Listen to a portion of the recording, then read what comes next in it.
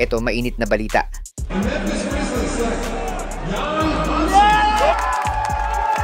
Ito, Hansen Yang ng China surpresang nakapasok sa first round ng NBA Draft Night matapos i-pick ng Memphis Grizzlies as 16th overall pick at mapunta sa Portland Trail Blazers via trade.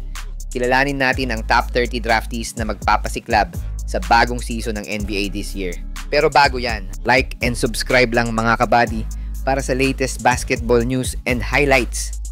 Isang surprise pick ang nasaksihan ng mga NBA fans ngayong araw sa pagtatapos ng first round ng NBA Draft Night matapos makita ang mga di inaasahang papasok sa first round ng Draft Night.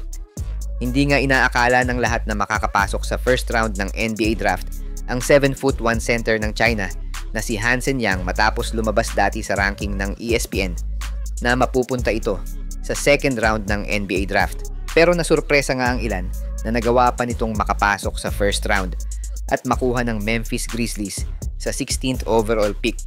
Pero mapupunta naman si Yang sa Portland Trail Blazers via trade. Nag-a-average nga itong si Yang ng 16 points at 10 rebounds sa katatapos lang na NBA Draft Combine na isa marahil sa dahilan kaya na-impress ang scouts at team manager sa husay nitong si Yang maglaro. Si Yang na ang ikawalong Chinese player ng China at pure Chinese na nakapaglaro at maglalaro sa NBA kasunod ng mga veteranong player gaya ni Yao Ming, Wang Zixi, Meng Kibatir, Yi Jianlian, Sun Yue, Hui Yongxi at Zhou Qi. Ito silipin natin ang top 30 players ng first round ng NBA Draft 2025.